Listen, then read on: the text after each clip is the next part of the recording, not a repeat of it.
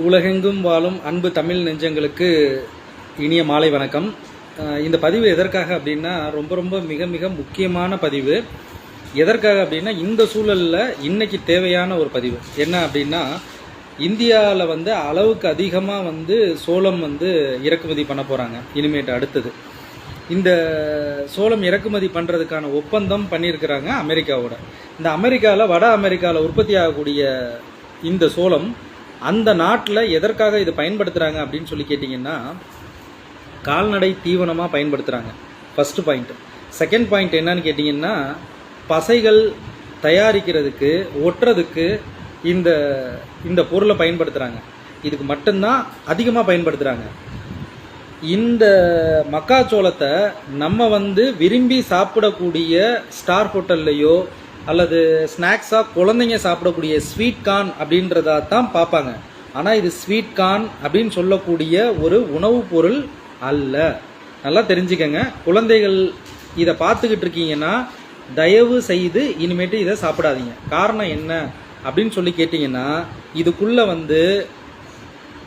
எதெல்லாம் விலங்குகள் உயிரினங்கள் இருக்கோ, பாம்பு, பல்லி, தவளை, எல்லாத்தோடைய தேல், எல்லாத்தோடைய உயிரினங்களுடைய மரபணு ஜீன் இதுக்குள்ளே இருக்குது.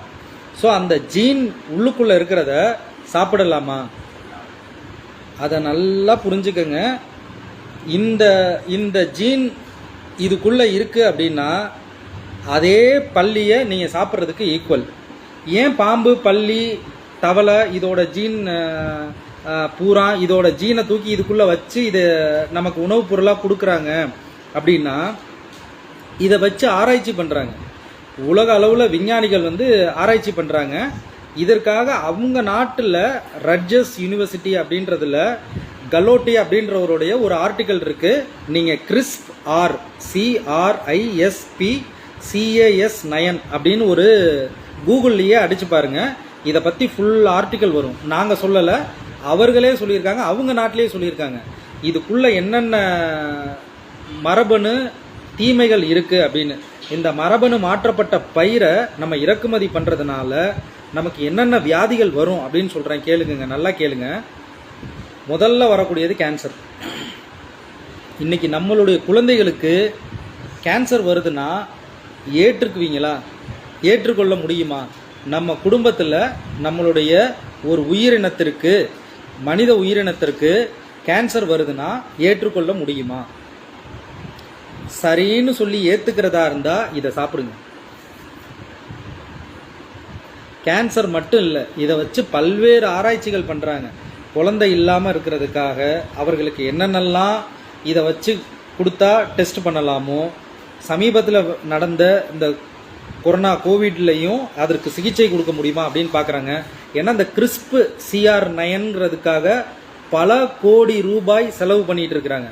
ஸோ அதைத்தான் இன்னைக்கு நம்ம நாட்டில் இறக்குமதி பண்ண போகிறாங்க.